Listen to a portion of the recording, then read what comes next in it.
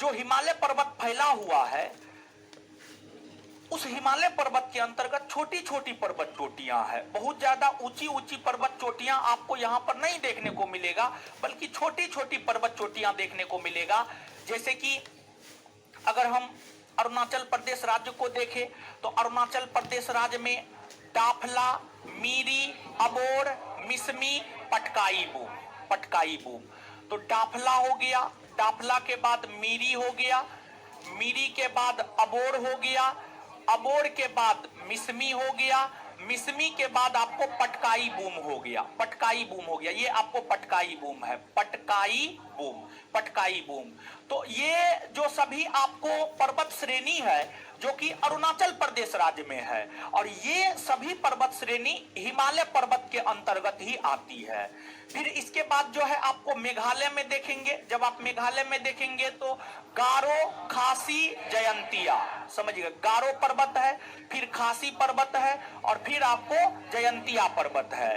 तो इन पर्वतों का जो नाम रखा गया है वहां पाई जाने वाली जनजाति के नाम पर रखा गया, वहां पाई जाने वाली जनजाति के नाम पर जो है इन पर्वतों का नाम रखा गया है। और ध्यान दीजिएगा, अगर हम मेघालय के संदर्भ में देखें तो मेघालय के संदर्भ में इधर पूरब है और इधर आपको पश्चिम है, ठीक है। तो मेघालय के संदर्भ में इधर आपको पश्चिम है और उधर जाएंगे तो इधर क्या है, आपको पूरब है, तो पूरब है। तो अब देखिएगा कि मेघालय में जो गारो, खासी, जयंतिया पहाड़ी है, इसका क्रम पूछा जाता है, पश्चिम से पूरब या पूरब से पश्चिम में क्रम। तो पश्चिम से पूरब में इसका क्रम है गारो, खासी, जयंतिया, लेकिन पूरब से पश्चिम में पूछा जाए तो जयंतिया, खासी और गारो, जयंतिया, खासी और गारो। और मेघालय में इसके अलावे नोकरेक पर्वत, चेरापूंजी पर्वत, कैलाश पर्वत, समझ गए। तो इन पर्वतों के ही दक्षिणी भाग में नोकरेक पर्वत है, फिर कैलाश पर्वत है, चेरापूंजी पर्वत है। तो गारो, खासी, जयंतिया पर्वत के ही समानांतर गारो, खासी, जयंतिया के दक्षिणी भाग में, मतलब निचली भाग में जो है आपको नोकरेक पर्वत भी मेघालय में ही है। नोकरेक के बाद जो है आपको कैलाश पर्वत भी मेघालय में ही है, और कैलाश के बाद जो है चेरापूंजी पर्वत, कैलाश के बाद जो है चेरापूंजी पर्वत, ये भी आपको कहां पर है, मेघालय में ही है, मेघालय में ही है। इसके बाद हिमालय पर्वत के अंतर्गत ही त्रिपुरा में त्रिपुरी पहाड़ी है, त्रिपुरा राज्य में त्रिपुरी पहाड़ी है। त्रिपुरी पहाड़ी कौन राज्य में है, त्रिपुरा राज्य में है। ये तो याद रखना आसान है, ये तो बहुत बड़ा चीज नहीं है, बहुत बड़ा तोप तो नहीं है ये।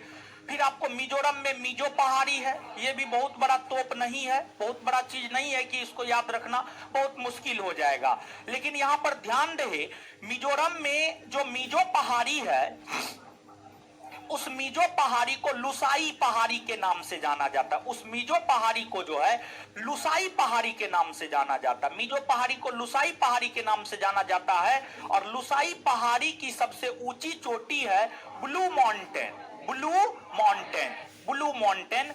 तो लुसाई पहाड़ी की सबसे ऊंची चोटी है ब्लू माउंटेन, और ब्लू माउंटेन को ही हिंदी में हम लोग नीला पर्वत कहते हैं। क्या कहते हैं, नीला पर्वत, नीला पर्वत कहते हैं। तो अब देखिएगा, जब आप बिहार दरोगा का क्वेश्चन बैंक पलट करके देखिएगा कि जो कि हम आपको करवा भी रहे हैं, आपको हमको लगता है 2446 पोस्ट वाला में ही प्रीलिम्स पहला सिटिंग में कुछ और पूछा, प्रीलिम्स पहला सिटिंग में कुछ और पूछा, और प्रीलिम्स दूसरा सिटिंग में कुछ और पूछा। दोनों का आंसर मेरे ख्याल से हमको लगता है मिजोरम ही होता। प्रीलिम्स पहला सिटिंग में हमको लगता है लुसाई पहाड़ी पूछा है, और दूसरा सिटिंग में जो है आपको ब्लू माउंटेन पूछा है, ब्लू माउंटेन पूछा है। तो दोनों के दोनों जो है आपको मिजोरम में ही है। पहला सिटिंग का भी आंसर मिजोरम ही होता, दूसरा सिटिंग का भी आंसर जो है आपको मिजोरम ही होता। तो मिजोरम में मिजो पहाड़ी है, मिजो पहाड़ी को ही लुसाई पहाड़ी भी कहते हैं, और लुसाई पहाड़ी की सबसे ऊंची चोटी ब्लू माउंटेन है। ब्लू माउंटेन को ही हिंदी में नीला पर्वत कहते हैं। तो नीला पर्वत या ब्लू माउंटेन मिजोरम में, लुसाई पहाड़ी मिजोरम में, मिजो पहाड़ी मिजोरम में। इसके बाद मणिपुर है, मणिपुर में मणिपुरी पहाड़ी है।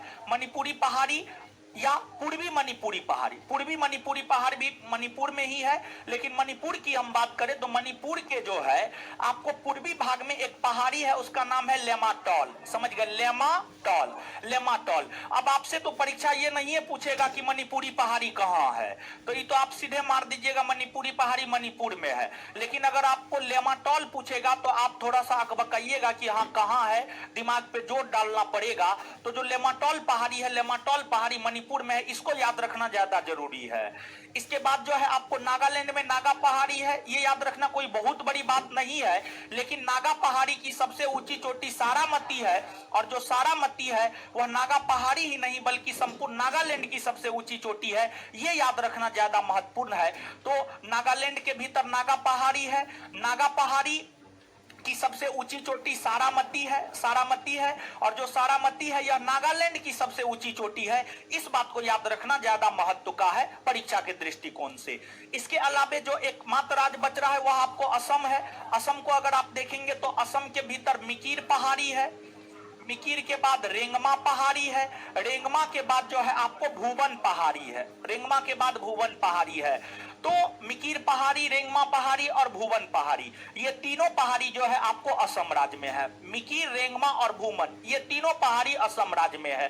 फिर इसके अलावा एक पहाड़ी है, उसका नाम है बराइल या बरेल पर्वत श्रेणी, बराइल या बरेल पर्वत श्रेणी। और जो बराइल या बरेल पर्वत श्रेणी है असम, मणिपुर, नागालैंड, असम, मणिपुर, नागालैंड। तो जो बरेल या बराइल पर्वत श्रेणी है, बरेल या बराइल पर्वत श्रेणी एक ऐसी पर्वत श्रेणी है उत्तरी पूर्वी हिमालय के अंतर्गत या पूर्वांचल हिमालय के अंतर्गत, जिसका विस्तार 3 राज्यों में है, और जिस 3 राज्य में बरेल या बराइल पर्वत श्रेणी का विस्तार हुआ है असम, मणिपुर और नागालैंड, असम, मणिपुर और नागालैंड। तो उत्तरी पूर्वी हिमालय या पूर्वांचल हिमालय के अंतर्गत जो ये तमाम पर्वत चोटियां हैं, इन तमाम पर्वत चोटियों के विषय में सिर्फ और सिर्फ आपको यही याद रखना है कि ये पर्वत चोटियां जो है आपको किस राज्य में है, ये पर्वत चोटियां किस राज्य में है। इसको याद रखना बहुत ज्यादा टफ नहीं है। अगर आप ध्यान से एक बार 2 बार पढ़ लीजिएगा तो आपको जो है याद हो जाएगा। और